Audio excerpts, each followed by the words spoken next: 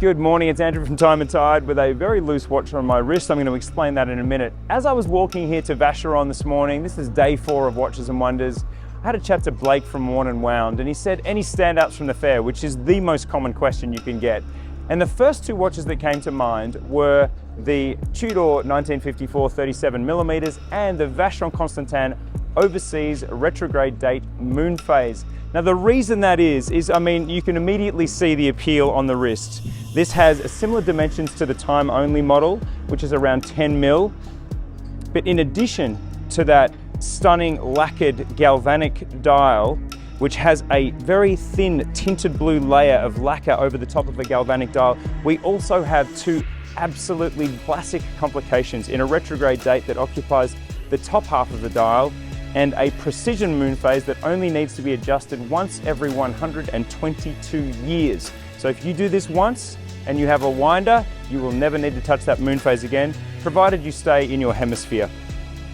So this was one of my 2 of the whole fair, because for me, this really ticks that box of a one watch. From a distance, it's a sports watch on a rubber strap with a white t-shirt and jeans. As you get closer at an event, you see that there's a leather strap, you see these classic complications, and you are really feeling those classic dressy vibes. While we're talking about retrograde dates, you're probably seeing this advancing illumination on the wall of the Vacheron Constantin booth this year. That's because the retrograde date, which is such a, for me, appealing complication, it not only tells you the date with a hand that moves through the month, it also gives you a spatial sense of where you are in the month. Are you in the first half? Are you in the last quarter? I love that part of a retrograde date, but for me it has been a little hokey and old-timesy in a lot of models, whereas this year, the models that it's in Vacheron all have contemporary touches. I'll move on to the next one. The Patrimony retrograde day date. We have a salmon dial 42.5mm Patrimony that looks, I think that the salmon really makes it contemporary.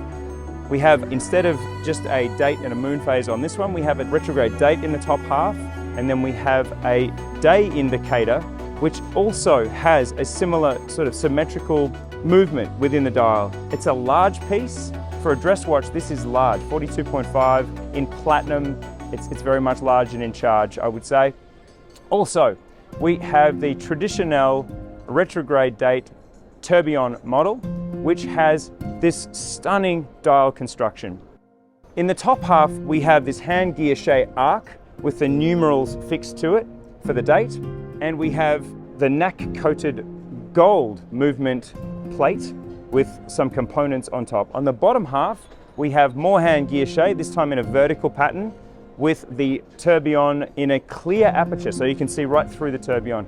It is a perfect example, and Vacheron do not get enough credit for this. Vacheron have taken a classic approach to watchmaking and really accelerated this into the future with models like the Twin Beat from 2019 and models like last year's traditional perpetual calendar, which had this smoked sapphire dial.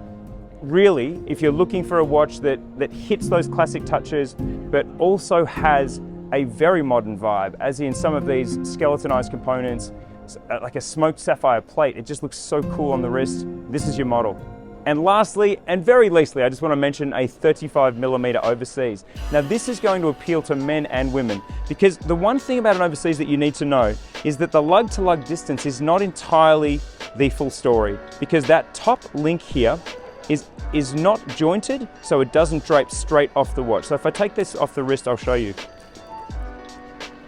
You see the way these 2 first links remain at an angle, they don't drape straight off the bracelet. So you've got to take that into account when you put it on your wrist. I have a 7-inch wrist, and this watch really goes to the full extent. So a 35mm overseas is in fact going to be very applicable for men with smaller wrists and men that are really following this smaller watch trend, of which I'm one, because as I said in the beginning, my other watch from the fair is a Tudor 37mm model, which I think hits pitch perfect where the trend is for smaller watches today.